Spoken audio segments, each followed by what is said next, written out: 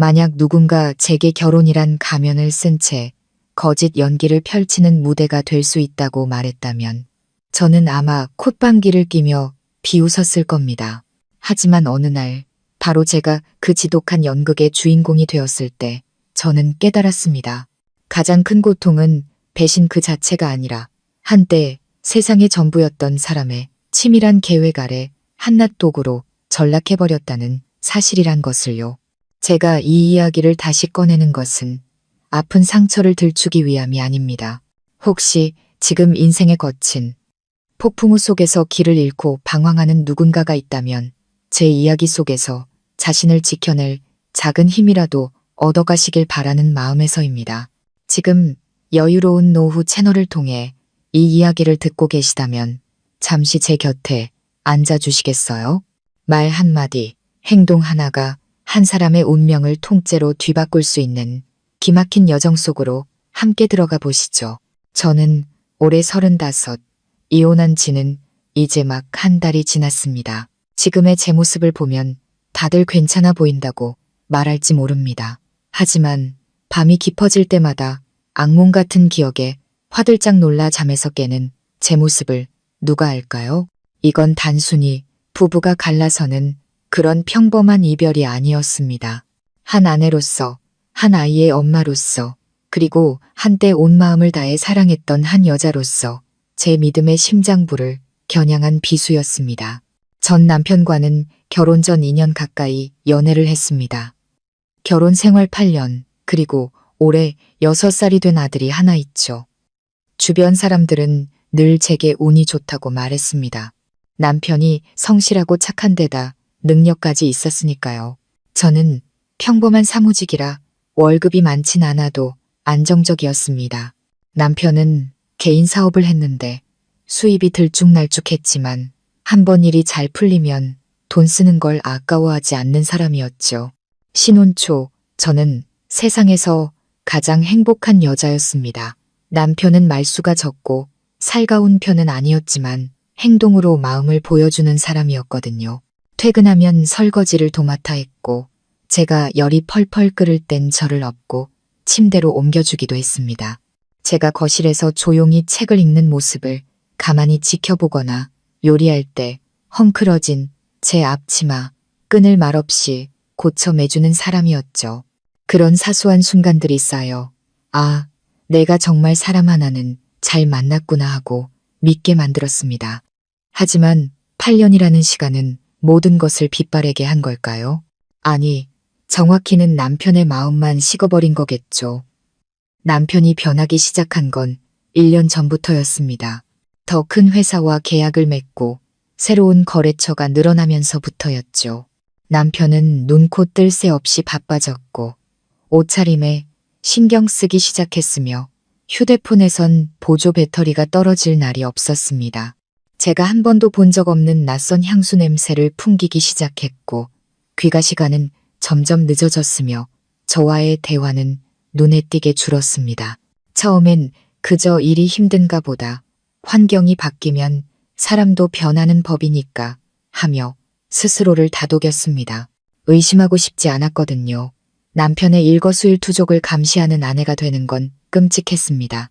하지만 모든 것은 점점 더 선명해졌습니다. 어느 날 밤 남편의 차 트렁크를 정리하다가 호텔 영수증 한 장을 발견했습니다. 그걸 손에 쥔 순간 애써 평정심을 유지하려 했지만 심장이 내려앉는 것 같았죠. 하지만 묻지 않았습니다. 영수증을 외투 주머니에 몰래 챙겨 집으로 돌아왔습니다. 그날 밤 나란히 누워 남편의 고른 숨소리를 들으며 저는 한숨도 잘 수 없었습니다. 언젠가 남편의 마음이 변하면 그냥 놓아주리라 다짐했었습니다. 시끄럽게 소란 피우고 싶지 않았어요. 길거리에서 머리채 잡고 싸우며 서로에게 상처만 남기는 그런 여자는 되고 싶지 않았습니다. 그저 깔끔하게 이혼하고 서로의 길을 가길 바랐죠. 제가 아이를 키우고 그는 새 사람에게 자유롭게 가면 되는 거니까요. 하지만 남편은 이혼을 거부했습니다. 제가 단도직입적으로 물었을 때 더 이상 나를 사랑하지 않는다면 이혼하자, 힘들게 하지 않겠다고 했을 때 그는 비웃기까지 했습니다. 당신 지금 무슨 엉뚱한 소리 하는 거야? 엉뚱한 소리라니. 저는 모욕감을 느꼈습니다. 한때 나를 그토록 사랑했던 남자가 이제는 더러운 비밀을 숨긴 채 나를 이상한 사람으로 몰아가고 있었습니다. 그날 이후 남편은 아무 일 없었다는 듯이 행동했습니다. 아이에겐 여전히 다정한 아빠였고 식탁에선 농담도 던졌죠. 하지만 저는 알고 있었습니다. 그 평화는 그가 만들어낸 금방이라도 깨져버릴 얇은 유리막일 뿐이란 걸요. 그 속은 이미 산산조각 나 있었습니다. 저는 남편을 더 유심히 관찰하기 시작했습니다. 하루는 서재 앞을 지나가는데 남편이 통화하는 소리가 들렸습니다. 문이 살짝 열려 있었죠. 노크를 하려던 순간 남편의 비웃음 섞인 목소리가 제 발을 묶었습니다. 걱정 마. 계획대로만 하면 돼. 그 여자 아무것도 못해. 그날 식사 자리에서 걔한테 수면제 좀 타서 먹이고 너랑 같이 있게만 하면 끝이야. 사진 한 장만 찍으면 돼. 장인어른이 자기 딸 외도한 거 보면 무조건 내 편 드실 거다. 그럼 모든 게 깔끔하게 정리돼. 저는 그 자리에 얼어붙었습니다. 제가 잘못 들은 걸까요? 아니었습니다. 분명 남편의 목소리였어요. 저에게 약을 먹여 불륜이라는 누명을 씌우려는 끔찍한 계획을 꾸미고 있었습니다. 속이 울렁거리며 토할 것 같았습니다. 두 손이 사시나무 떨듯 떨리고 심장은 터질 듯이 미친 듯이 뛰었습니다.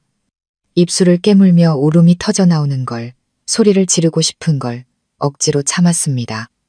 지금 여기서 무너지면 저는 모든 주도권을 잃게 될 겁니다. 이 남자가 어디까지 갈 수 있는지 알아야만 했습니다. 저는 조용히 방으로 돌아와 아들을 끌어안았습니다. 눈물이 하염없이 흘렀습니다. 제가 한때 이런 남자를 사랑했더군요. 비 오는 날 학교 앞에서 저를 기다려주고 친구들에게 돈까지 빌려 제 생일 선물을 사주던 그 남자가 이제는 깔끔한 이혼을 위해 저를 다른 남자의 손에 넘기려는 계획을 세우고 있었습니다. 저는 사람을 잘못 봤습니다. 그리고 깨달았습니다. 그의 연극 속에서 가만히 앉아 희생양이 될 수는 없다는 것을요. 그날 밤 남편의 통화를 엿들은 이후로 저는 더 이상 과거의 제가 아니었습니다. 더 이상 순진하지도 믿지도 않았습니다. 바보처럼 당하고만 있지도 않을 겁니다. 저는 정신이 번쩍 들었고 그 어느 때보다 냉철해졌습니다. 그리고 저만의 반격을 준비하기 시작했습니다. 그 후 며칠 동안 저는 평소와 똑같이 생활했습니다. 밥을 하고 남편의 옷을 빨고 아이와 웃고 떠들었죠. 저는 모든 걸 체념한 아내의 역할을 완벽하게 해냈습니다. 남편은 여전히 태평했고 오히려 더 자주 웃었습니다. 자신의 계획이 순조롭게 진행되고 있다고 착각했겠죠. 제 남편은 치밀한 사람입니다. 모든 것이 확실해지기 전에는 절대 움직이지 않을 사람이죠. 저는 그가 의심을 피하고 증인을 만들기 위해 여러 사람이 모이는 자리를 선택할 거라 예상했습니다. 그리고 제 예상은 정확했습니다. 일주일 후 남편은 유난히 들뜬 표정으로 집에 돌아와 제 어깨에 손을 얹으며 말했습니다. 여보, 이번 주말에 회사 사람들이랑 친구 몇 명 모여서 간단하게 회식하는데 당신도 같이 가서 즐기자. 저는 깜짝 놀란 척 눈을 동그랗게 뜨고 되물었습니다. 정말요? 당신이 파티에 같이 가자고 한 거 정말 오랜만이네요. 그가 웃으며 말했죠. 가서 우리 회사 동료들 얼굴도 좀 익히고 그래. 그 순간 저는 알았습니다. 드디어 그가 판을 벌이려 한다는 것을. 그리고 저 역시 제가 준비한 수를 둘 시간이 왔다는 것을요. 그날 밤 아이가 깊이 잠든 후 저는 거실에 홀로 앉아 앞으로 벌어질 일들을 머릿속으로 그렸습니다. 심장이 세차게 뛰고 손발이 차가워졌지만 정신은 오히려 더 또렷해졌습니다. 저는 스스로를 계략에 능한 여자라고 생각해 본 적 없습니다. 하지만 벼랑 끝에 몰리면 누구나 살아남는 법을 배우게 되는 법이죠. 이 일을 누구에게도 말할 수 없었습니다. 단 한 사람에게도요. 어머니는 연세도 있으신데다 혈압도 높으시고 아버지는 제 남편을 아들처럼 아끼셨습니다. 만약 아버지가 그토록 아끼던 사위가 딸에게 덫을 놓고 있다는 사실을 아시면 아마 심장마비로 쓰러지실지도 모를 일이었죠. 저는 마치 전쟁터 한복판에 홀로 선 병사처럼 조용히 스스로를 지켜내야만 했습니다. 회식날 장소는 꽤 고급스러운 레스토랑이었습니다. 남편이 운전하는 차 조수석에 앉아 저는 속이 타들어가는 것 같았지만 애써 밝은 표정을 유지했습니다. 식당에 들어서자마자 그 남자가 보였습니다. 남편의 통화 속에서 들었던 바로 그 친구였죠. 그는 제게 웃으며 악수를 청했지만 그 눈빛은 어딘가 모르게 음흉했습니다. 그의 옆자리에는 젊은 여자가 앉아 있었습니다. 화장이 짙고 옷차림은 노출이 심했죠. 저는 그녀를 힐끗 쳐다보았습니다. 심장이 쿵 하고 내려앉았습니다. 그녀였습니다. 제 결혼 생활에 끼어든 바로 그 여자. 언제부터 두 사람이 아는 사이였는지는 모르겠지만 그들이 주고받는 눈빛은 숨길 수 없었습니다. 그건 공범자들의 눈빛이었으니까요.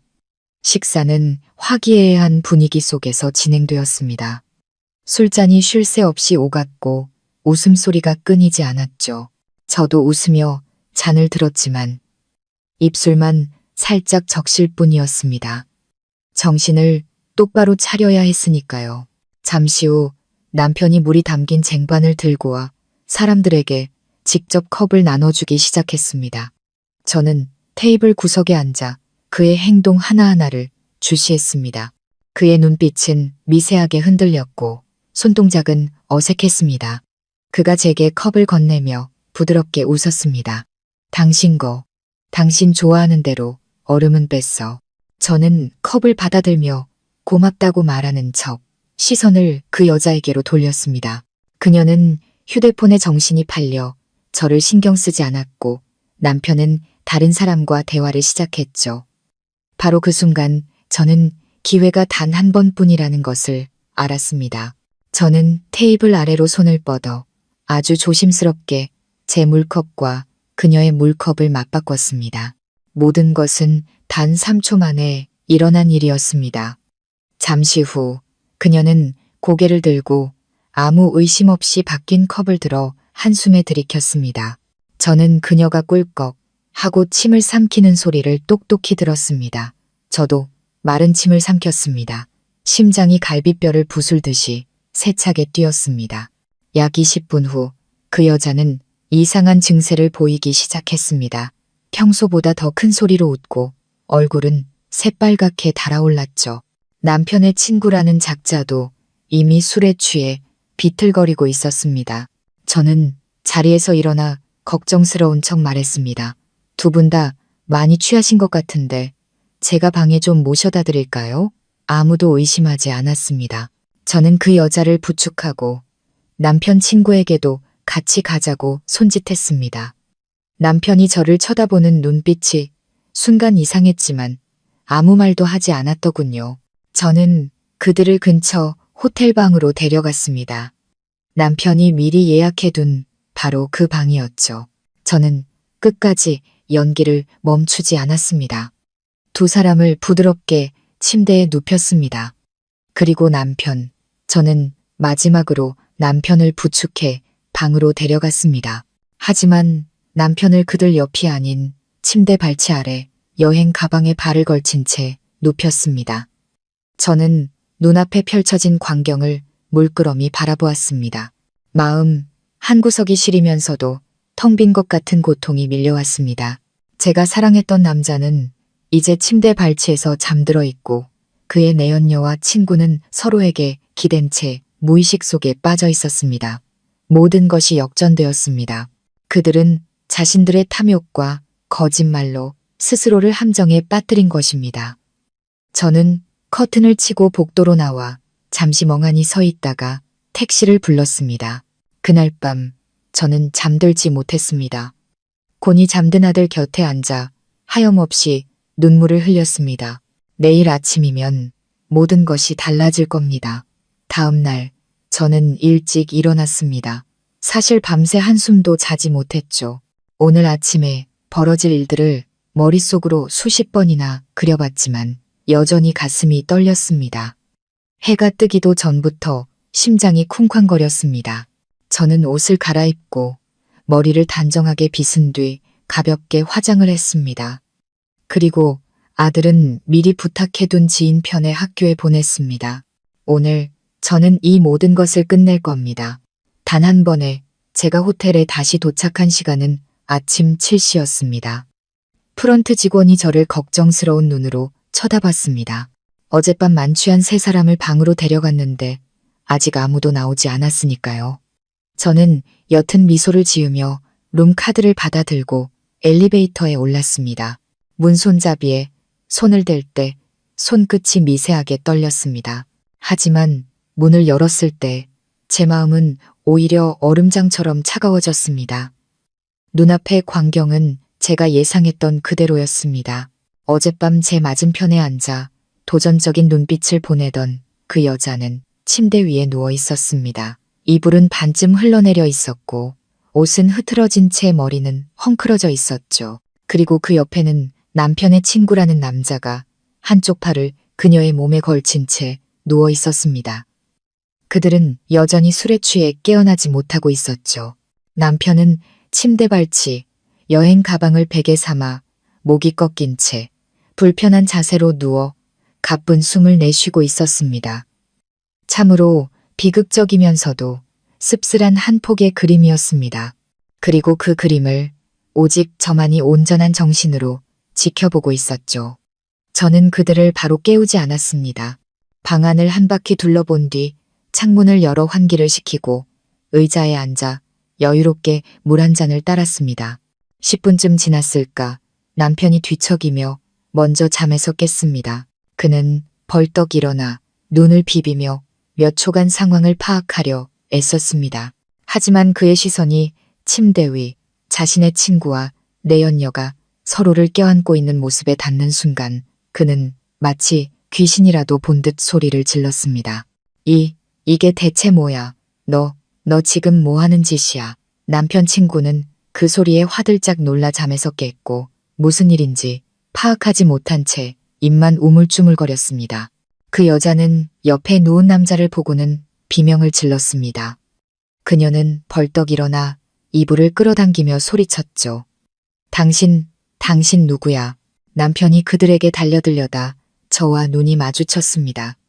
저는 의자에서 일어나 웃지도 화내지도 않은 평온한 얼굴로 그를 바라보며 나지막이 말했습니다. 정신 차리고 집에 가서 짐이나 싸는 게 좋을 거예요. 저랑 아이 짐은 이미 다 정리했으니까. 남편은 눈을 동그랗게 뜨고 마치 뺨이라도 맞은 사람처럼 입을 벌린 채 저를 쳐다봤습니다. 당신이 대체 무슨 짓을 한 거야? 이게 어떻게 된 일이냐고. 저는 그에게 다가가 그의 눈을 똑바로 쳐다보며 말했습니다. 이건 제가 한 게 아니에요. 당신이 한 짓이죠. 그저 당신이 파놓은 함정에 당신 스스로가 빠진 것뿐이에요. 그 여자는 얼굴이 새하얗게 질려 허둥지둥 옷을 추슬렀고 남편 친구는 여전히 멍한 표정으로 상황을 이해하지 못하고 있었습니다. 저는 두 사람을 훑어보며 한 글자 힘주어 말했습니다. 마치 심장에 비수를 꽂듯이요. 당신은 나한테 수면제를 먹여서 이 남자랑 같이 자게 만들려고 했지. 그리고 사진을 찍어서 우리 부모님께 보여주려고 나한테 바람난 나쁜 년이라는 딱지를 붙여서 당신은 좋은 사람인 척하며 쉽게 이혼하려고 말이야. 근데 안타깝게도 내가 그 계획을 들어버렸네. 그래서 내가 물컵을 바꿨어. 약을 마신 건 저 여자고 이 남자는 아마 어젯밤 일이 기억도 안 날걸. 안 그래요? 남편 친구는 소스라치게 놀라며 입을 쩍 벌렸습니다. 잠깐만, 뭐라고요?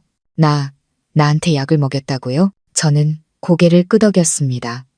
한치의 망설임도 없이 남편은 이제 얼굴이 잿빛이 되어 다리가 후들거리는지 제대로 서 있지도 못했습니다. 그는 더듬거리며 물었습니다. 당신, 언제부터 안 거야? 당신이 그 인간이랑 통화하던 그날 밤부터.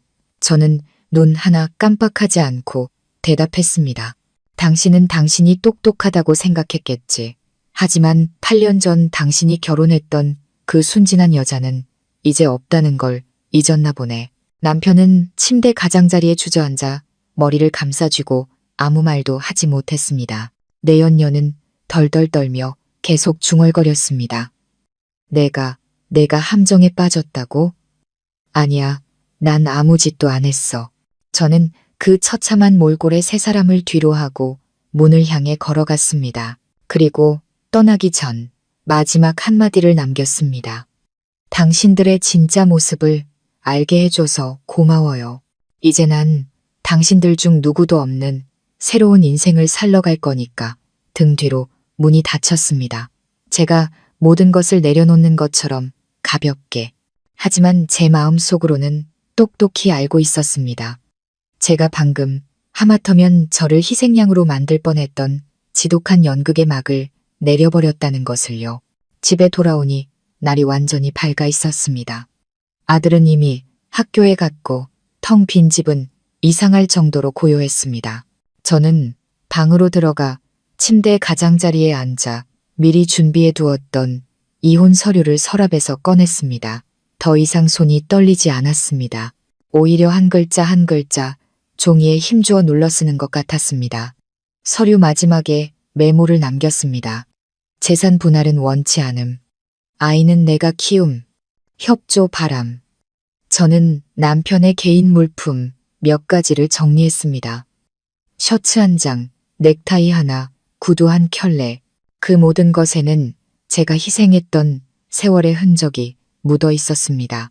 아이가 어렸을 땐 손수 빨래를 했고 남편이 출근길에 당당할 수 있도록 매일 아침 정성껏 다림질을 했었죠. 이제 저는 그 옷들을 여행 가방에 차곡차곡 담았습니다. 이상할 정도로 마음이 가벼웠습니다. 점심 무렵 남편이 돌아왔습니다. 노크도 말도 없이 그저 문 앞에 미동도 없이 서서 텅 빈 눈으로 저를 바라봤습니다.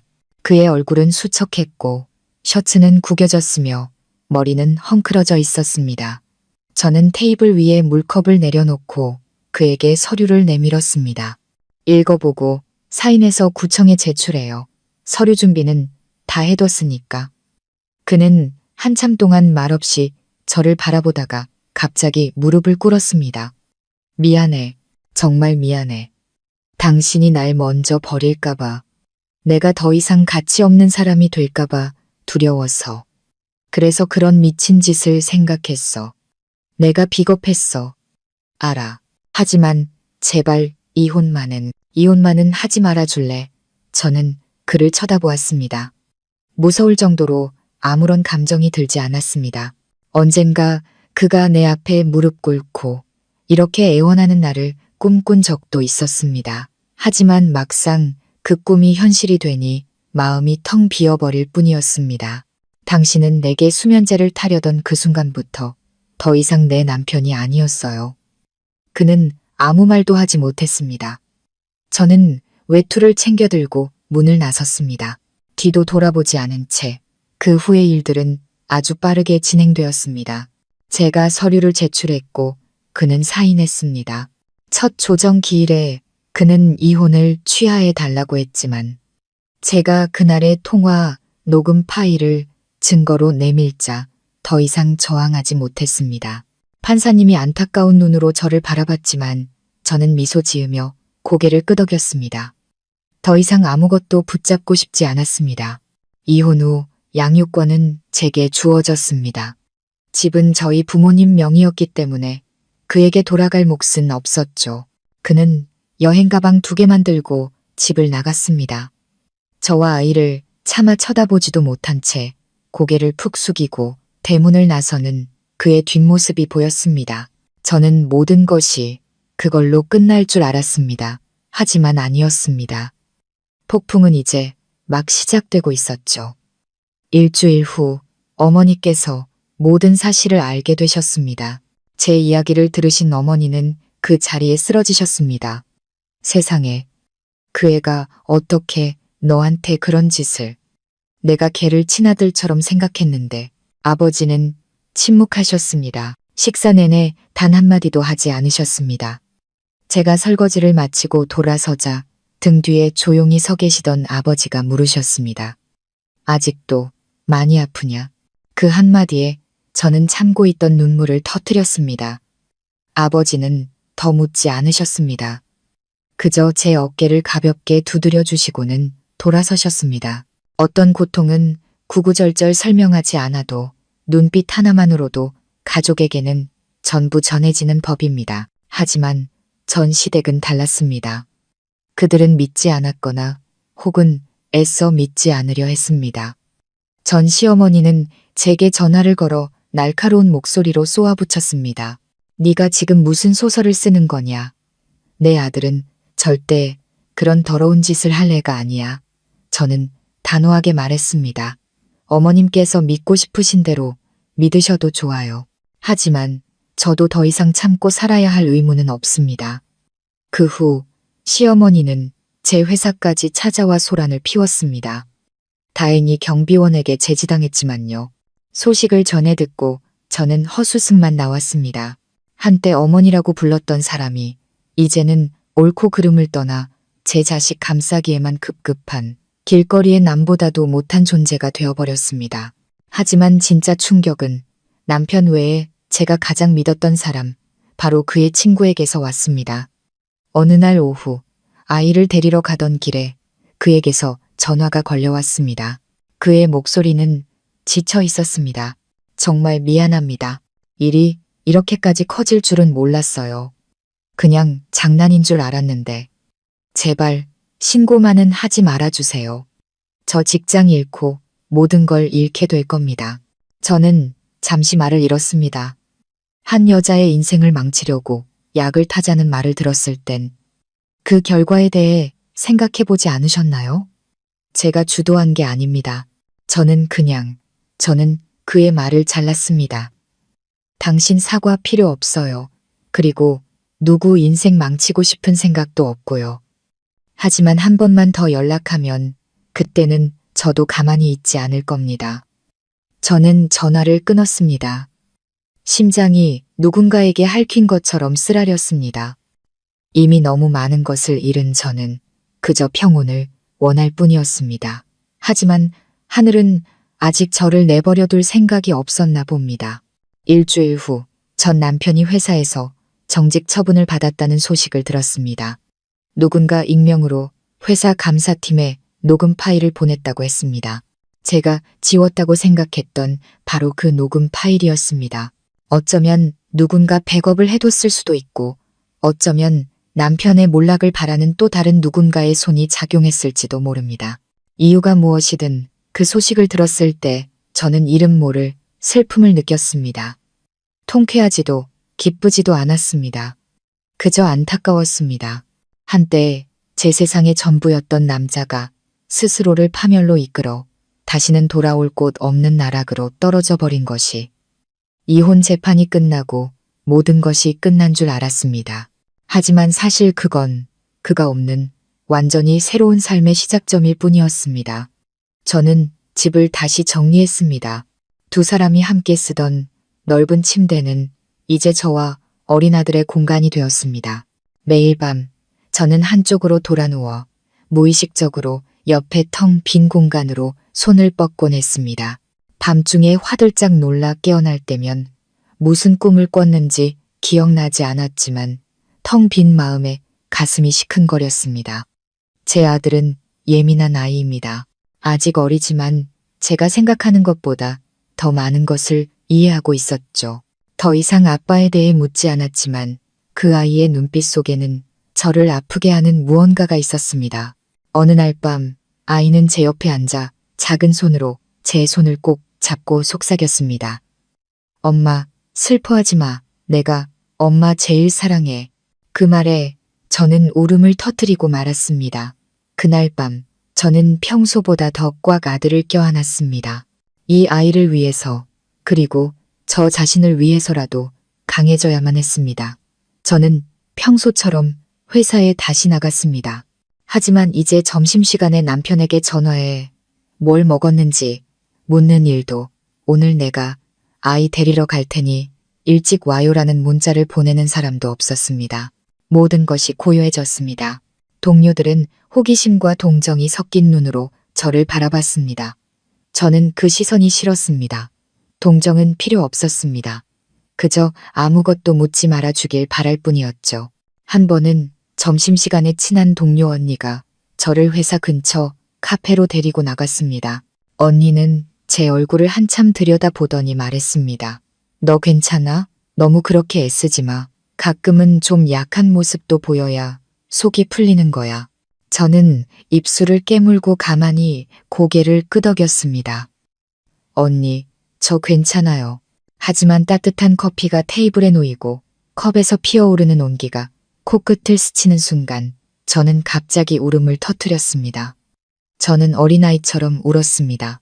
흘러가 버린 8년의 청춘을 위해 조건 없이 믿었던 마음이 이제는 메마른 땅처럼 황폐해진 것을 위해 울었습니다. 제가 감당해야 했던 잔인함과 제가 받아서는 안 됐던 기만을 위해 소리내어 울었습니다.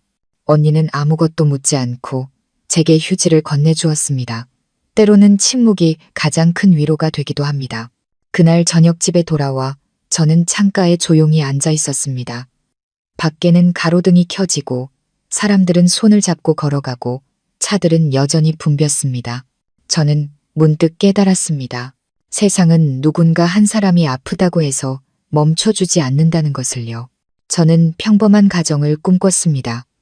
성실한 남편, 살뜰한 아내, 착한 아이, 웃음소리가 끊이지 않는 저녁 식사와 명절마다 떠나는 여행. 하지만 이제 그 모든 것은 산산조각 난 파편일 뿐이었습니다. 사람을 쉽게 믿은 제 자신을 탓해야 할까요? 아니면 너무나 가혹했던 세상을 탓해야 할까요?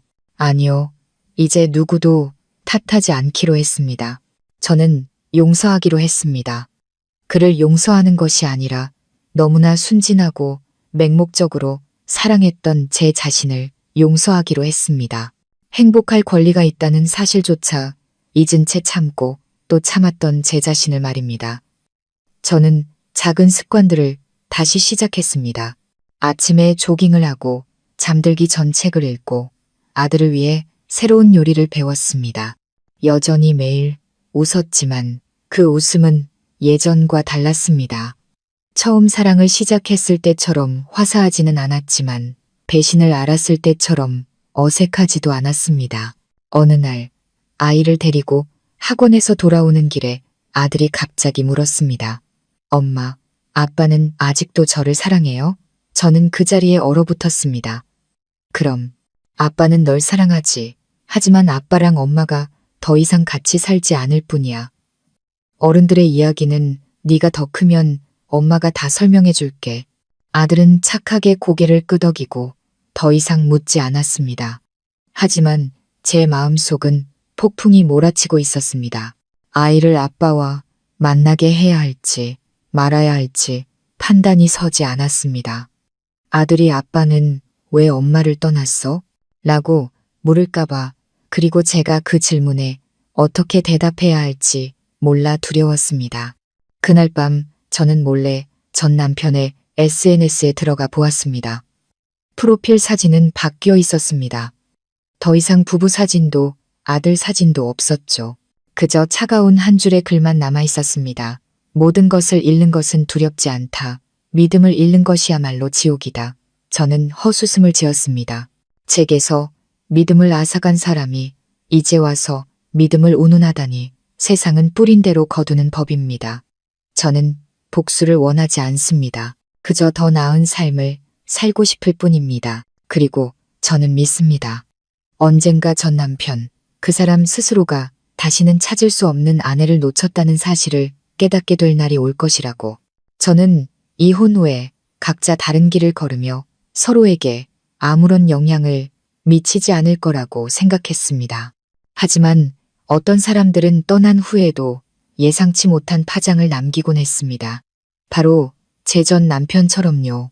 집을 나간 지 2달도 채 되지 않아 그는 회사에서 정직 처분을 받았습니다. 제가 소송을 걸거나 고발해서가 아니었습니다. 내부적으로 퍼진 녹음 파일 하나 때문이었죠. 아내에게 수면제를 먹여 불륜을 조작하려 했던 그 계획이 담긴 녹음 파일. 저는 누가 그 파일을 보냈는지 모릅니다. 재판이 끝난 후 지워버렸으니까요. 어쩌면 변호사님을 통해 도움을 받는 과정에서 어디엔가 저장되었을 수도 있고, 아니면 그가 믿었던 친구 중 누군가가 그랬을 수도 있겠죠. 비즈니스 세계란 경쟁과 몰약이 난무하는 곳이니까요. 가치를 잃는 순간 사람들은 기꺼이 당신을 밟고 일어서려 할 겁니다. 저는 그의 옛 동료에게서 온 걱정스러운 문자를 통해 그 사실을 알게 되었습니다. 괜찮아요. 듣자 하니 그 사람 회사에서 징계위원회가 열린다던데 혹시 당신이 그런 건 아니죠? 저는 짧게 답했습니다. 아니요. 저와는 이제 끝난 일이에요. 주말이 끝나갈 무렵 저는 뜻밖의 전화를 받았습니다. 그였습니다. 받지 않으려 했지만 아직 끊어내지 못한 습관처럼 통화 버튼을 누르고 말았습니다. 그의 목소리는 쉬어 있었고 지쳐 보였습니다. 나 이제 아무것도 없어. 직장도 잃고 친구들도 외면하고 집에서도 나 때문에 매일 싸워. 혹시 날 용서해 줄 수 있을까? 저는 몇 초간 침묵했습니다. 아마 그는 제가 마음 약해질 거라고 생각했겠죠. 하지만 아니었습니다. 용서는 이미 했습니다. 그를 위해서가 아니라 제 자신을 위해서요. 하지만 다시 돌아가거나 동정하는 일은 절대 없을 겁니다. 당신이 아무것도 없게 된 건 당신이 그 길을 선택했기 때문이에요. 당신이 마음 편해지라고 내가 용서해 줄 필요는 없어요. 전화기 저편에서는 긴 한숨 소리만 들려왔습니다. 알아. 내가 잘못한 거 알아. 당신 말이 맞아. 내가 당신한테 약을 먹이려던 그 순간 당신은 이미 내 아내가 아니었어. 저는 전화를 끊었습니다. 마음이 바람처럼 가벼워졌습니다. 한때 저를 눈물 마르도록 울게 했던 사람이 이제는 자신이 만든 폐허 속에서 길을 잃고 헤매는 외로운 그림자일 뿐이라는 것을 처음으로 깨달았습니다. 이야기는 거기서 끝나지 않았습니다. 어느 날 아들과 함께 마트에 갔다가 우연히 오랜 지인을 만났습니다. 제 친구이자 한때는 남편과도 친했던 혜진이었습니다. 혜진이는 저를 보더니 다가와 조심스럽게 말했습니다. 너희 얘기 들었어. 나도 정말 충격받았어. 근데 너 그거 알아? 그 사람 이제 완전히 끝났대. 예전에 친했던 친구들도 다 연락 끊고 사진도 지웠다더라. 저는 아무 표정 없이 어깨를 으쓱했습니다. 혜진이는 한숨을 쉬더니 나지막이 말했습니다. 아, 그리고 얼마 전에 어머님 뵈었는데 혈압 오르셔서 병원에서 엄청 우시더라. 그 인간 욕하고 그 여자 욕하면서 전부 네가 덫을 놨기 때문이라고. 저는 혜진이를 쳐다보며 말했습니다. 난 누구한테 덫을 놓을 필요 없어. 그들이 나한테 하려던 짓을 그대로 돌려줬을 뿐이야. 저는 부정하지도 해명하지도 않았습니다. 세상 사람들에게 제 자신을 증명하기 위해 애써야 했던 시간은 이미 지났으니까요. 믿어주는 사람은 그걸로 됐고 믿지 않는 사람은 어쩔 수 없죠. 하지만 제 마음을 가장 복잡하게 했던 것은 아주 사소한 일이었습니다. 아들이 가벼운 감기 몸살을 앓았습니다. 열이 사흘이나 계속되었죠. 저는 아이를 병원에 데려가 밤새 곁을 지켰습니다. 둘째 날 밤 아들이 문득 물었습니다. 엄마, 아빠는 나 보러 안 와? 저는 몸이 굳었습니다. 병실의 에어컨 바람이 더 차갑게 느껴졌습니다. 저는 뭐라고 대답해야 할지 몰랐습니다. 저는 그저 아이의 손을 꼭 잡고 이마에 입을 맞추며 말했습니다. 아빠가 바쁘셔서 그래. 하지만 엄마가 여기 있잖아. 엄마는 절대 너 안 떠나. 아들은 눈을 감고 더 이상 묻지 않았지만 제 마음은 갈기갈기 찢어지는 것 같았습니다. 제가 감당할 수 있는 상처가 있지만 그것이 아이에게 영향을 미칠 때 저는 무너져 내리는 것 같았습니다. 전 남편을 아이와 만나게 해야 할까요? 어쨌든 그 아이의 친아빠인데 말이죠. 하지만 저는 두려웠습니다. 아이가 실망할까봐, 그가 또다시 아이에게 상처 줄 어리석은 짓을 할까봐 두려웠습니다. 저는 아직 답을 찾지 못했습니다. 그저 제게는 시간이 더 필요하다는 것, 마음의 평온이 더 필요하다는 것, 그리고 가장 중요한 것은 앞으로 나아가야 한다는 것 뿐이었습니다. 저는 그 사람과 관련된 모든 것을 이제는 담담하게 마주할 수 있다고 생각했습니다. 하지만 어떤 재회는 결코 상상했던 것과 같지 않았습니다. 그날 아침 비가 부슬부슬 내렸습니다. 저는 아들을 학교에 데려다 주고 돌아오는 길에 시장에 들러 장을 볼 생각이었습니다. 아들은 며칠 앓고 난 뒤라 아직 기운이 없었지만 결석하기 싫다며 씩씩하게 가방을 맸습니다. 제가 아이의 손을 잡고 교문으로 들어가 출입 명부에 서명을 하려던 순간 한 그림자가 다가왔습니다. 저는 그가 제 전 남편이 처마 밑에 조용히 서 있는 것을 보고 순간 멈칫했습니다. 그의 손에는 작은 꽃다발과 장난감 자동차가 들려 있었습니다. 아들이 소리쳤습니다. 아빠. 아들은 제 손을 놓고 그에게 달려갔습니다. 저는 몇 초간 얼어붙어 있었습니다. 경비 아저씨는 저를 의아하게 쳐다봤고 근처에 있던 다른 학부모들은 수군거렸습니다. 저는 천천히 숨을 고르고 빠르게 다가가 낮은 목소리로 물었습니다. 여기서 뭐 하는 거예요? 그는 아들을 안아주고는 저를 돌아봤습니다. 얼굴은 수척했고 턱에는 수염이 거뭇거뭇했습니다. 8년 전 결혼식에서 환하게 웃던 그 남자의 모습은 어디에도 없었습니다. 그냥 아들이 보고 싶어서. 그날 이후로 한 번도 못 봤잖아. 그래서 학교로 찾아오는 게 맞다고 생각해요? 연락도 없이, 허락도 없이 저는 목소리를 낮게 깔았습니다. 아들이 우리 둘을 번갈아 보며 불안한 눈빛을 보냈습니다. 저는 깊게 숨을 들이쉬고 아들에게 부드럽게 말했습니다. 아들, 먼저 교실에 들어가 있어. 엄마 금방 따라갈게. 아들은 망설였지만 이내 제 말을 따랐습니다. 아들이 교실 문 너머로 사라지자 저는 그의 눈을 똑바로 쳐다봤습니다. 아이 만나는 걸 막지는 않겠어요. 하지만 만나려면 서로 합의가 있어야죠. 제발 저를 존중해 주세요. 그는 고개를 끄덕이며 시선을 떨궜습니다. 미안해. 어떻게 해야 할지 몰랐어. 그냥 너무 보고 싶어서, 그리고 잘못을 바로잡고 싶어서 저는 헛웃음을 지었습니다. 바로잡는다고요.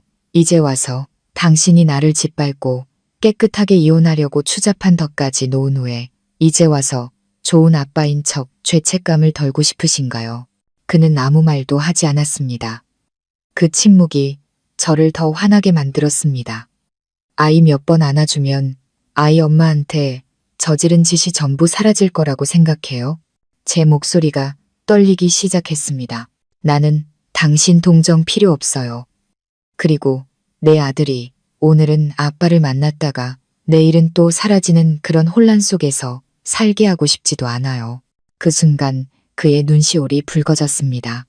저를 숨막히게 아프게 했던 그 남자의 눈에 눈물이 고인 것을 처음 보았습니다. 내가 잘못했어. 더 이상 용서를 구하지 않을게. 그냥 아빠 노릇이라도 할 수 있게 해줘. 아주 조금이라도. 저는 그 감정을 더 이상 보고 싶지 않아 고개를 돌렸습니다.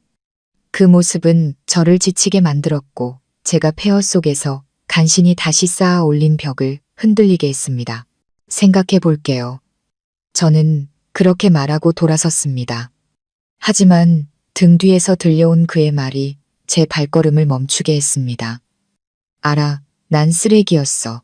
하지만 당신은 아니야. 당신은 좋은 여자야. 당신은 내 전부였는데 내가 내 손으로 가장 소중한 걸 버렸어. 저는 뒤돌아보지 않았지만 제 눈가도 젖어 있었습니다. 그날 저는 시장에 가지 않았습니다. 집으로 차를 몰아 시동도 끄지 않고 음악도 켜지 않은 채 1시간 가까이 차 안에 앉아 있었습니다. 머릿속에는 아들을 안고 있던 남편의 모습, 그의 눈물, 그리고 저를 좋은 여자라고 부르던 그의 목소리가 뒤섞여 맴돌았습니다. 제 마음속 감정이 무엇인지 알 수 없었습니다. 동정일까요? 아직 식지 않은 분노일까요? 아니면 너무 깊이 사랑했던 사람에게 남은 작은 미련일까요? 그런 감정에 아직 흔들리는 제 자신이 미웠지만 동시에 깨달았습니다. 상처란 덮어둔다고 해서 저절로 아무는 것이 아니라는 것을요. 이혼 후에는 전시댁과 어떤 형태로든 엮일 일이 다시는 없을 거라고 생각했습니다. 특히 시어머니가 회사까지 찾아와 저를 이혼해서 한몫 챙기려는 독한 년이라고 소리치며 소란을 피운 후에는 더더욱 그랬죠. 저는 대꾸하지도 해명하지도 않았습니다. 나를 믿지 않는 사람에게는 아무리 말해도 소용없는 법이니까요. 하지만 인생이란 결코 계획대로 되지 않는 법이었습니다. 그 주에 저는 어머니의 정기검진을 위해 병원에 함께 갔습니다. 어머니는 심장이 좋지 않으셔서 제가 늘 시간을 내어 동행했습니다. 진료를 기다리며 앉아 있는데 복도 저편에서 간호사가 밀어주는 휠체어에 앉은 익숙한 얼굴이 보였습니다. 저는 순간 숨을 멈췄습니다. 전 시아버지였습니다. 아버님은 무척 야위셨고 얼굴은 창백했으며 눈은 퀭했습니다. 마지막으로 뵈었을 때보다 흰머리도 훨씬 늘어 있었죠. 은퇴하신 지 몇 년 되셨지만 아버님은 늘 과묵하고 원칙을 중시하는 분이셨습니다. 제가 며느리였을 때 저를 무척 아껴주셨고 시어머니가 저를 나무랄 때마다 제 편을 들어주셨죠. 아버님께서 고개를 드시다가 저를 발견하셨습니다. 그의 눈에 희미한 빛이 스쳤습니다. 네가 여긴 어쩐 일이냐? 저는 다가가 가볍게 고개를 숙였습니다. 아버님, 안녕하세요. 아버님은 간호사에게 잠시 자리를 비켜달라는 손짓을 하셨습니다. 저는 맞은편 의자에 앉았습니다. 저도 모르게 목이 메었습니다. 아버님, 어디 편찮으세요? 가벼운 뇌경색이란다. 아버님은 힘겹게 웃으셨습니다. 아마 화를 너무 많이 내서 그런가 보다. 저는 무슨 말을 해야 할지 몰라 고개만 숙였습니다. 한때 부녀처럼 가까웠던 두 사람 사이에 어색한 침묵이 흘렀습니다. 갑자기 아버님께서 느리지만 단호한 목소리로 말씀하셨습니다. 나는 내 남편 놈이 한 짓 처음부터 끝까지 다 알고 있다. 나는 그놈 편들 생각도 용서할 생각도 없다. 저는 심장이 쿵 내려앉는 것 같았습니다. 언제부터 아셨어요? 재판 열리기 일주일 전쯤이었지. 그놈이 술에 취해 들어와 거실 바닥에 쓰러져서 계속 미안하다고 중얼거리더구나. 그래서 핸드폰을 봤더니 녹음 파일이 있더라. 그걸 듣고 모든 걸 알게 됐다. 저는 숨쉬기조차 힘들었습니다. 아버님은 저를 깊은 눈으로 바라보셨습니다. 내가 미안하다. 내가 해줄 수 있는 게 아무것도 없어서 내 아들이 제 아내에게 그런 비겁한 짓을 하도록 내버려 둔 것 같아서 목이 메어왔습니다. 오랜만이었습니다. 누군가에게서 이렇게 진심 어린 목소리로 내 딸처럼 불려본 것이 저는 고개를 숙여 흘러내리는 눈물을 닦았습니다. 아버님, 그런 말씀 마세요. 저도 일이 이렇게까지 될 줄은 몰랐어요. 또다시 침묵이 흘렀습니다. 그리고 아버님은 제게 오랫동안 생각하게 만든 한마디를 던지셨습니다. 혹시 내 시어미가 과거에 바람피웠던 거 알고 있느냐? 저는 고개를 번쩍 들었습니다. 내 아들이 7살 때였지. 내가 내 시어미에게 다른 남자가 있다는 걸 알게 됐다. 크게 싸우고 한동안 별거했었지. 그때 내 남편은 한 달 동안 밥도 안 먹고 말도 안 하고 그저 문밖만 쳐다보며 엄마를 기다렸다. 저는 그 자리에 얼어붙었습니다. 모든 것이 제 머릿속에서 뒤엉키며 흩어져 있던 조각들이 맞춰지기 시작했습니다. 그 후에 내 시어미가 돌아왔고 우린 아들 때문에 억지로 같이 살았다.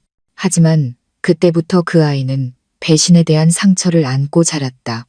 어떤 여자도 믿지 못했고 자기 자신조차 믿지 못하는 아이가 되어버렸지.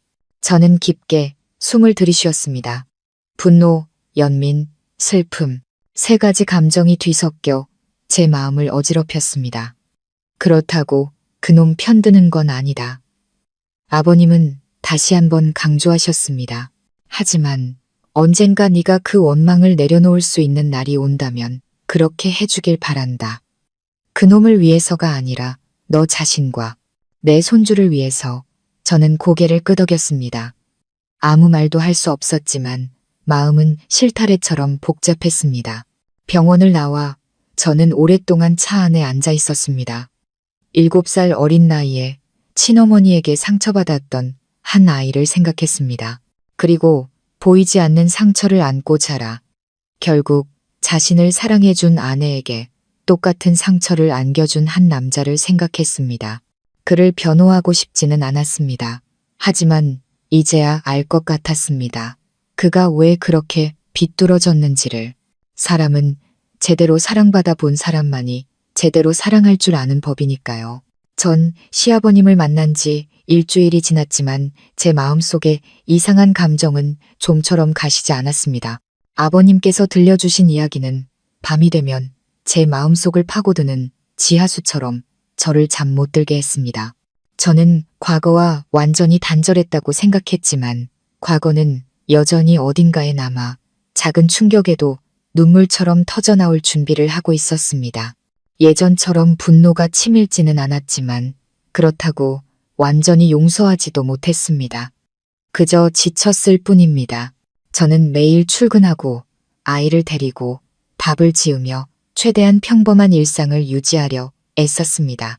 하지만 설거지를 하거나 빨래를 갤 때면 저도 모르게 멍하니 서 있곤 했습니다. 그 사람을 생각했습니다. 우리가 함께했던 시간과 우리가 잃어버린 것들을요. 그날은 토요일이었고 아침부터 비가 내렸습니다. 저는 오후 반차를 내고 아들에게 예방접종을 마치러 갔습니다. 병원은 생각보다 붐볐고 한참을 기다려야 했습니다. 아들은 제 옆에 얌전히 앉아 벽에 붙은 그림들을 반짝이는 눈으로 쳐다봤습니다. 그러다 문득 물었습니다. 엄마, 아빠도 아파? 저는 순간 흠칫했습니다. 왜 그렇게 생각해? 꿈에서 봤어. 아빠가 혼자 앉아서 울고 있었어. 왜 슬프냐고 물었는데 대답 안 했어. 엄마, 아빠는 아직도 나를 사랑해. 저는 입술을 깨물었습니다. 심장이 누군가에게 꽉 쥐어진 듯 아팠습니다. 저는 수많은 이유와 원칙으로 제 마음 주위에 단단한 벽을 쌓았다고 생각했습니다. 하지만 아들의 이 작은 질문 하나가 모든 것을 무너뜨렸습니다. 저는 아들의 머리를 쓰다듬으며 잠긴 목소리로 말했습니다. 그럼 아빠는 여전히 널 사랑해. 하지만 어른들은 가끔 실수를 하고 그 실수 때문에 떠나야만 할 때가 있어. 그렇다고 해서 사랑이 사라지는 건 아니야. 아들은 저를 가만히 쳐다보더니 고개를 끄덕였습니다. 엄마, 나 아빠 만나게 해주면 안 돼. 저는 아무 말도 할 수 없었습니다. 그 순간 아이의 눈에는 원망도 큰 기대도 없었습니다. 그저 순수하고 맑은 사랑받고 싶다는 아주 단순한 갈망만이 담겨 있었습니다. 그날 오후 저는 오랫동안 휴대폰 화면을 들여다봤습니다. 전 남편의 연락처를 수없이 스쳐 지나갔습니다. 몇 번이나 통화 버튼을 누르려다 내려놓기를 반복했습니다. 하지만 4번째 시도 끝에 전화를 걸었고 그는 아주 빨리 받았습니다. 저는 돌려 말하지 않았습니다. 아이 만나게 해줄게요. 대신 조건이 있어요. 무슨 조건이든 말만 해. 아이하고만 이야기하세요. 우리 부부 사이에 울거나 애원하는 모습 절대 보이지 마세요. 당신은 그냥 아빠로만 와야 해요. 만약 아이에게 또 상처를 준다면 다시는 아이 앞에 나타날 수 없을 거예요. 그는 한참 동안 말이 없다가 조용히 대답했습니다. 약속할게. 우리는 일요일 아침 집 근처 공원에서 만나기로 했습니다.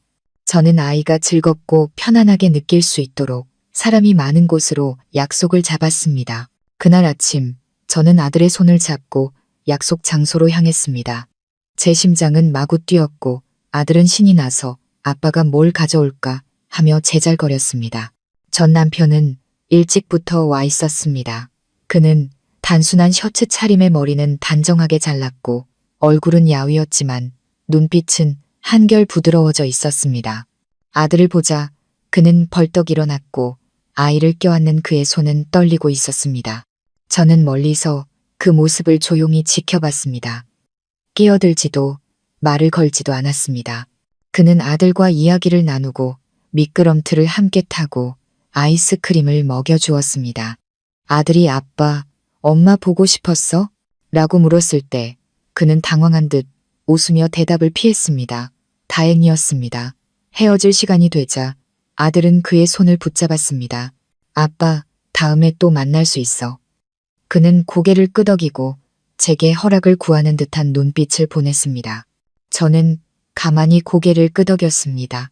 몇 달 만에 처음으로 우리 사이에 작은 합의가 이루어졌습니다. 그날 밤 제가 아들의 이불을 덮어주자 아들은 제 목을 끌어안고 속삭였습니다.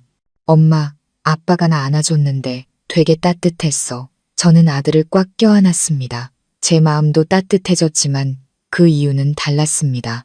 저는 영원히 그를 증오할 거라고 생각했습니다.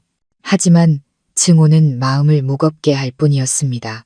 용서는 다른 사람을 편안하게 해주기 위해서가 아니라 제 자신이 숨 쉴 수 있기 위해 하는 것이었습니다. 저는 제가 점점 괜찮아지고 있다고 생각했습니다. 아들도 아빠를 만난 후로 활기를 되찾았죠. 저와 전 남편은 약속을 잘 지켰습니다. 오직 아이에 대한 이야기만 나누었고 과거는 들추지 않았습니다. 어떤 순간에는 이 모든 일들 끝에 우리가 적어도 친구 혹은 분별 있는 두 어른으로서 한 아이를 함께 돌볼 수 있을지도 모른다고 생각했습니다. 그날이 오기 전까지는요. 그날은 수요일 오후였습니다. 제가 회사에서 회의를 하고 있는데 담임 선생님으로부터 전화가 걸려왔습니다. 선생님의 목소리는 다급했습니다. 어머니, 아이가 운동장에서 넘어져서 머리를 좀 다쳤어요. 지금 응급실로 가고 있으니 바로 병원으로 와주세요. 저는 그 자리에 얼어붙었습니다. 살면서 그렇게 미친 듯이 달려본 적은 없었습니다. 모든 것을 뒤로하고 회의실을 뛰쳐나왔고 구두굽이 계단에 걸려 발목이 까졌지만 아픈 줄도 몰랐습니다. 그날 병원으로 가는 길은 영원처럼 길게 느껴졌습니다. 제 머릿속에는 오직 하나의 생각뿐이었습니다. 매일 밤 저를 따뜻하게 안아주던 착한 내 아들이 지금 어딘가에서 홀로 고통스러워하고 있다는 생각. 병원에 도착하니 그가 전 남편이 먼저 와 있었습니다. 그는 잔뜩 겁에 질린 얼굴로 흐트러진 옷차림에 넋이 나간 눈빛을 하고 있었죠. 저를 보자마자 그는 달려와 제 손을 잡았습니다. 미안해. 내가 막 도착했는데 선생님이 뛰어나오셔서 애가 언제 다쳤는지도 모르겠어. 저는 그의 손을 뿌리쳤습니다. 조용히 해요. 지금 변명할 때 아니잖아. 저는 응급실로 달려갔습니다. 아들은 머리에 붕대를 감은 채 조용히 누워 있었습니다. 의사 선생님은 그저 가벼운 타박상일 뿐, 뇌에는 이상이 없으니 몇 시간만 지켜보면 된다고 저를 안심시켰습니다. 하지만 제 심장은 이미 갈기갈기 찢어진 것 같았습니다. 저는 침대 옆에 앉아 아들의 손을 꼭 잡았습니다. 아들이 희미하게 눈을 뜨고 저를 알아보며 작은 목소리로 말했습니다. 엄마, 머리 아파. 엄마, 여기 있어. 괜찮아, 우리 아들. 엄마가 옆에 있을게. 전 남편은 뒤에서 감히 다가오지 못한 채 서 있었습니다. 저는 그를 부르지도 쳐다보지도 않았습니다. 하지만 알고 있었습니다. 그 역시 아프다는 것을요. 자식이 곁에 있는 권리를 잃어버린 한 아버지의 고통을요. 저녁이 되자 의사는 아이를 집에 데려가도 좋다고 했습니다. 집으로 돌아오는 길에는 비가 몹시 내렸습니다. 제가 아들을 안고 택시를 잡으려는데 그가 다가왔습니다. 내가 데려다 줄게. 저는 그를 쳐다보며 거절하려 했습니다. 하지만 아들이 힘없는 목소리로 고개를 들었습니다. 엄마, 나 아빠 차 타고 싶어. 저는 순간 멈칫했고 이내 고개를 끄덕였습니다. 차 안에서는 아무도 말을 하지 않았습니다. 차창을 때리는 빗소리와 잠든 아들의 옅은 숨소리만이 들려왔습니다. 집에 도착해 아들을 방에 눕히고 이불을 덮어준 뒤에야 저는 밖으로 나왔습니다. 그는 여전히 문 앞에 서서 제게서 어떤 말을 기다리는 듯 했습니다. 제때 와줘서 고마워요. 제가 나지막이 말했습니다. 그는 고개를 숙이며 머뭇거렸습니다. 내가 자격 없는 거 알아. 하지만 오늘 내가 정말 한심하게 느껴졌어.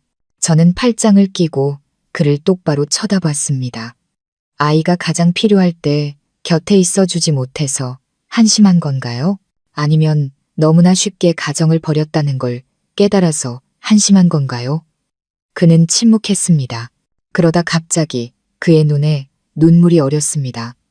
당신이 절대 용서하지 않을 거라는 거 알아. 하지만 아이한테만이라도 다시 시작할 기회를 줄 수 없을까?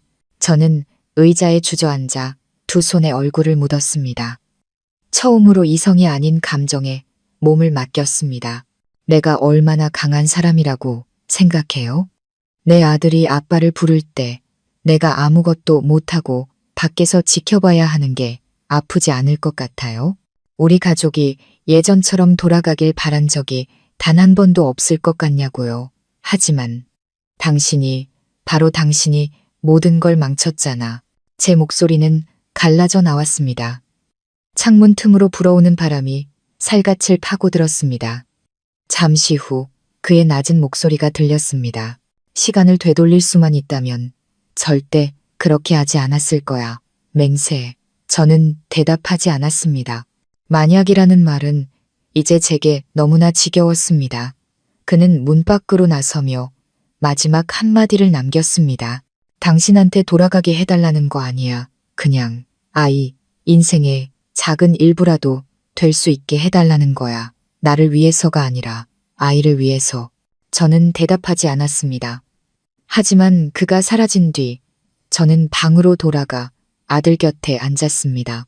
그리고 몇 달 만에 처음으로 울어야 할지 안도의 한숨을 쉬어야 할지 알 수 없었습니다. 저는 깨달았습니다. 용서란 있는 것이 아니라는 것을. 용서란 더 이상 숨막히게 아프지 않은 채로 그 사실을 받아들이는 것이라는 것을요. 아이의 작은 사고가 있은 지 일주일이 지났지만 저는 여전히 마음의 평정을 되찾지 못했습니다. 아이가 괜찮다는 걸 알면서도 심각한 사고가 아니었다는 걸 알면서도 제 마음은 불안했습니다. 학교나 모르는 번호로 전화벨이 울릴 때마다 심장이 철렁 내려앉곤 했습니다. 하지만 아들은 완전히 달랐습니다. 그날 이후로 아들은 아빠를 더 따랐습니다. 원망도 두려움도 의심도 없이 아이는 아이답게 순수했습니다. 사랑하는 사람은 그저 사랑하고 보고 싶으면 보고 싶다고 말했습니다. 어른들이 서로에게 얼마나 깊은 상처를 주었는지는 상관없이 말이죠. 금요일 오후 제가 아이를 데리고 학원에서 돌아오는 길이었습니다. 아들은 신이 나서 차에 올라타며 말했습니다. 엄마, 다음 주에 내 생일이야. 선생님이 교실에서 파티해도 된대. 아빠랑 엄마도 같이 오면 더 좋겠다고 하셨어. 제가 안전벨트를 매주다 말고 손을 멈췄습니다.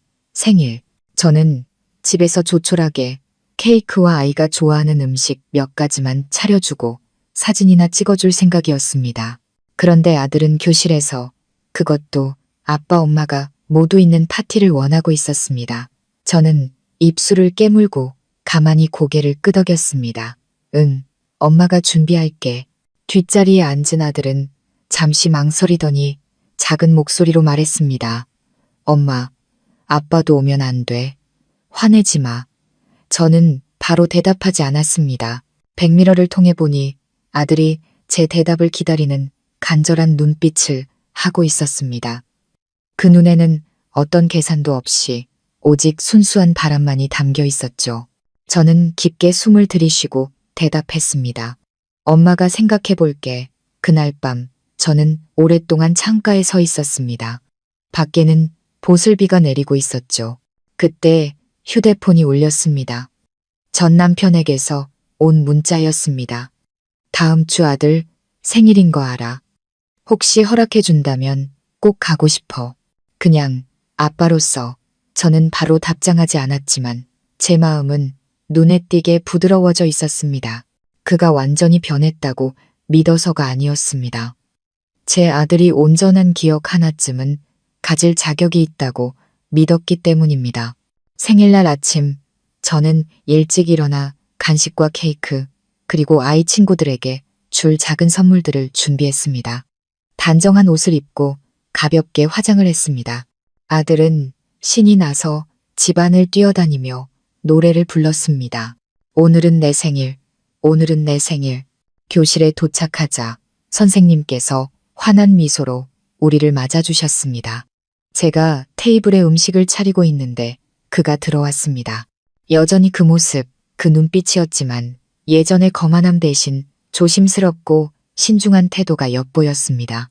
아들은 그에게 달려가 마치 보물이라도 찾은 듯 기쁘게 안겼습니다. 아빠, 진짜 왔네. 엄마도 왔어. 아빠랑 엄마랑 다 같이 왔어. 저는 미소를 감추며 고개를 돌렸습니다.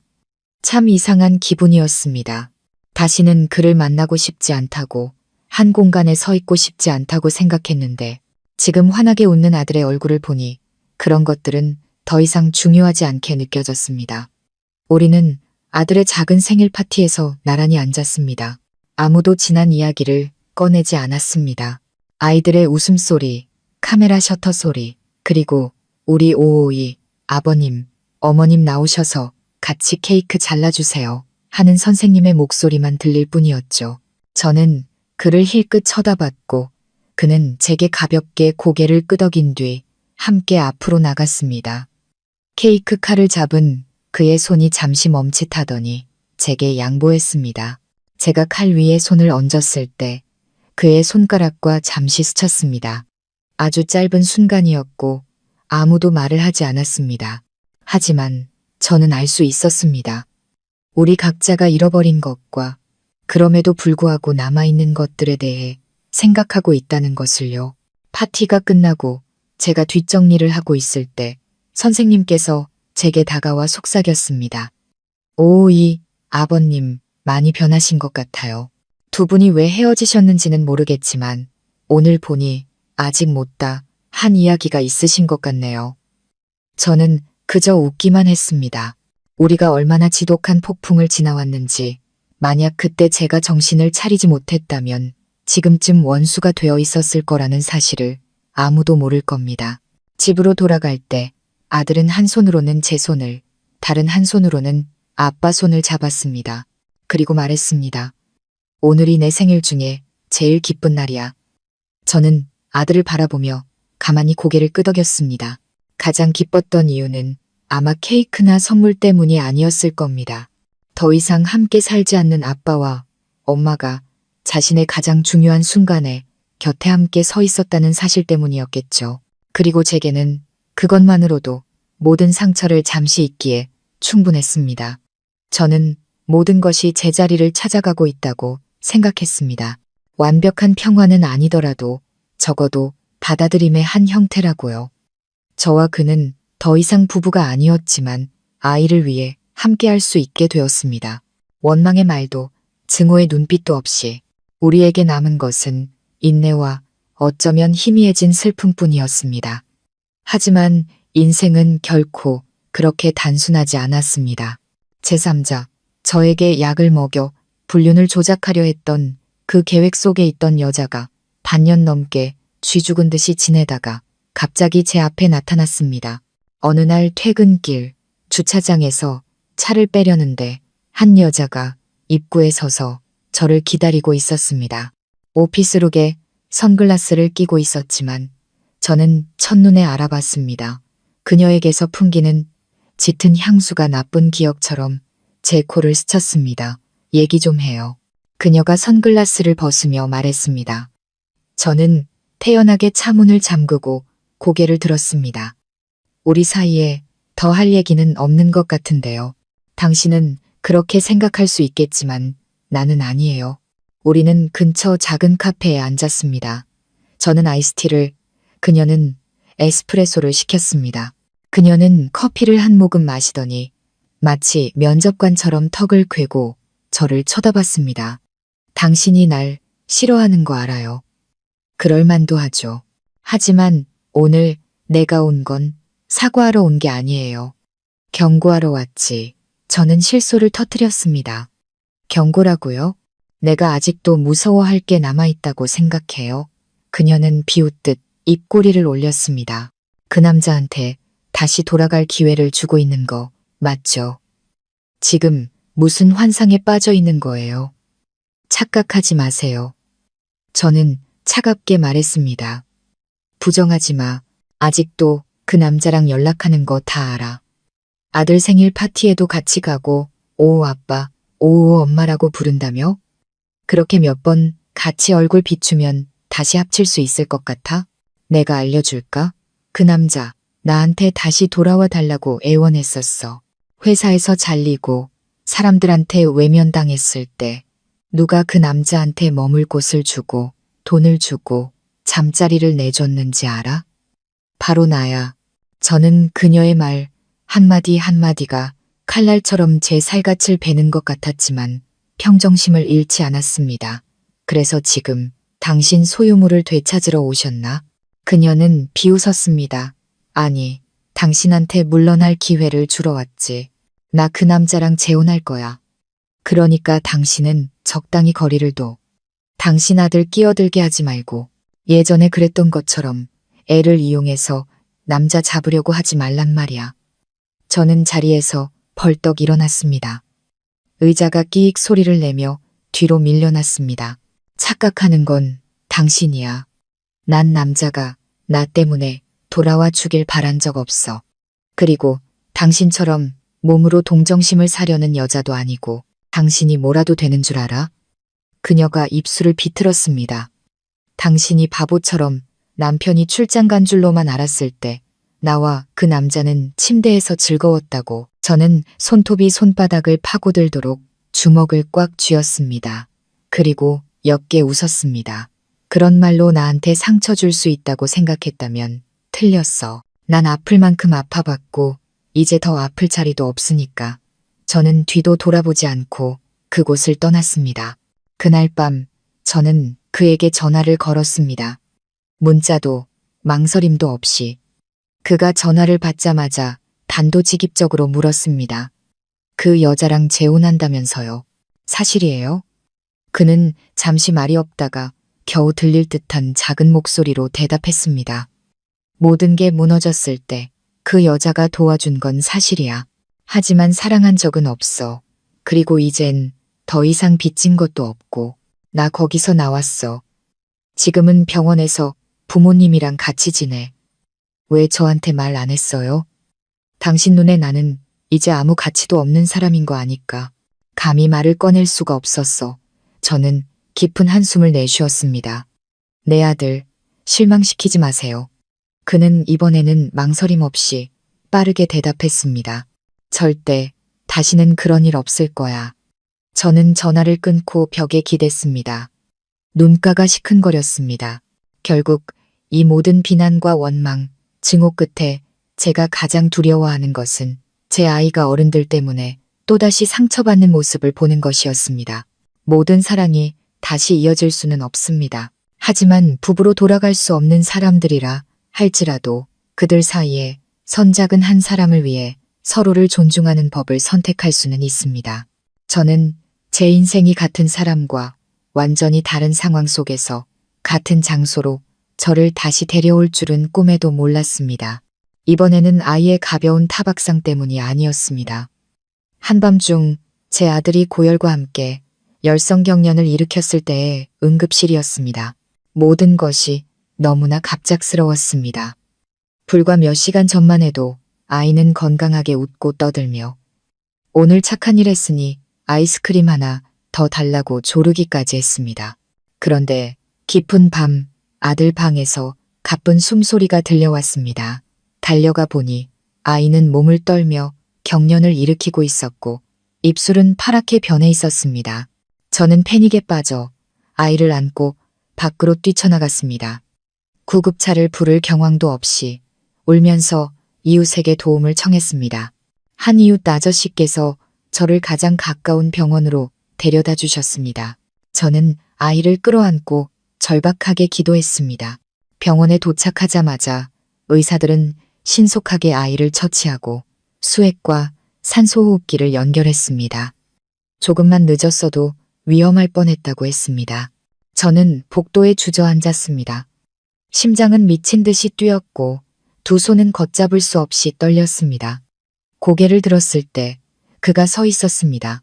새하얗게 질린 얼굴의 전 남편이 방금 의사 선생님한테 전화 받았어. 제때 데리고 온 거야? 저는 대답하지 않고 조용히 고개를 끄덕인 뒤 의자에 주저앉았습니다. 밤새 우리는 차가운 복도에 앉아 있었습니다. 간호사 선생님이 가끔 지나가며 아이 상태가 나아지고 있다고 알려주셨지만 제 마음은 놓이지 않았습니다.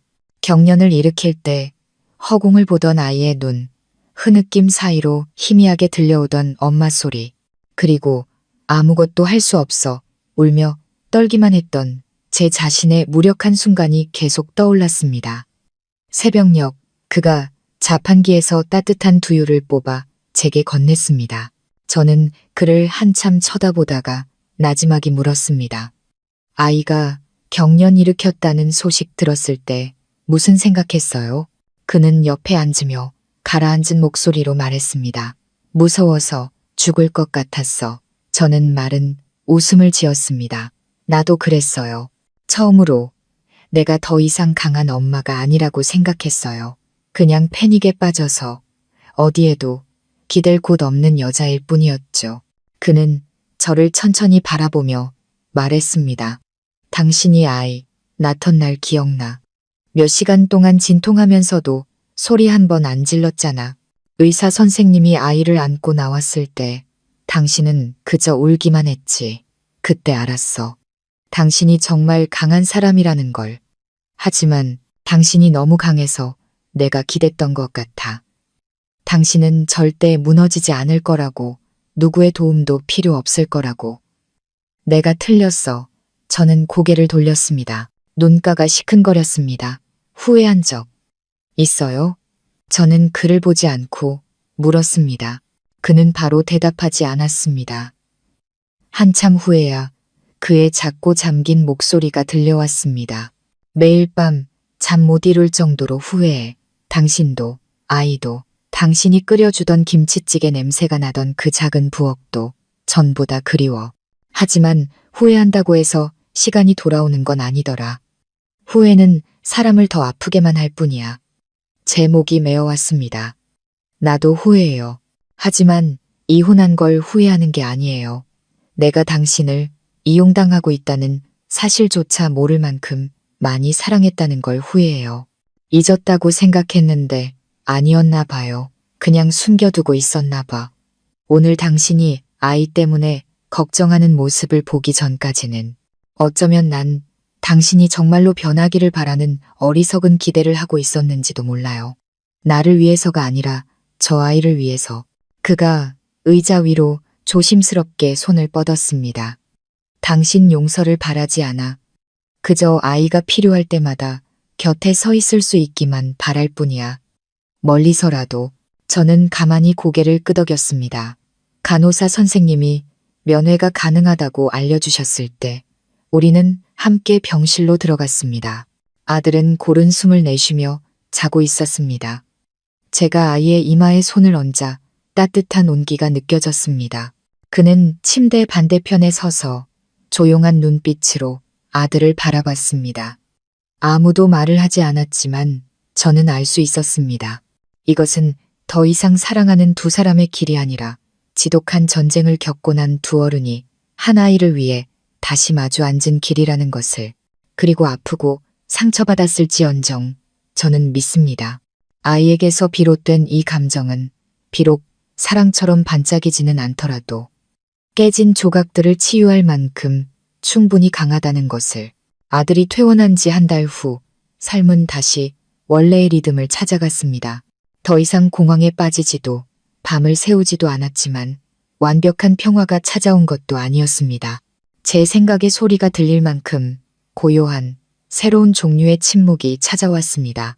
저는 더 이상 그를 피하지도 그에게 무언가를 기대하지도 않았습니다.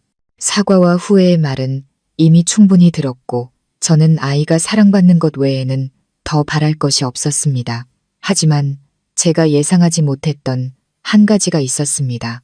바로 그의 부모님에게서 온 재결합 제안이었죠. 그날 학교로 아이를 데리러 갔다가 저를 기다리고 있던 시어머니와 마주쳤습니다. 어머니는 예전과는 많이 다른 부드러운 눈빛으로 저를 바라보셨습니다. 네가 쉽게 용서하지 못할 거라는 거 안다. 하지만 혹시 기회를 줄 수 있다면 그 애한테 한 번만 더 기회를 주면 안 되겠니? 그놈을 위해서가 아니라 우리 손주를 위해서. 저는 미소 지으며 조용히 대답했습니다. 어머님 마음 이해해요. 하지만 저는 제 아이가 아직 아물지 않은 조각들로 겨우 기워 맞춘 가정에서 살기를 원치 않아요. 저는 회피하기 위해 그렇게 말한 것이 아니었습니다. 그 누구보다 잘 알게 되었기 때문입니다. 재혼은 비극의 해피엔딩이 될 수 없다는 것을. 진심 없는 재결합은 낡은 상처를 다시 터뜨릴 뿐이라는 것을.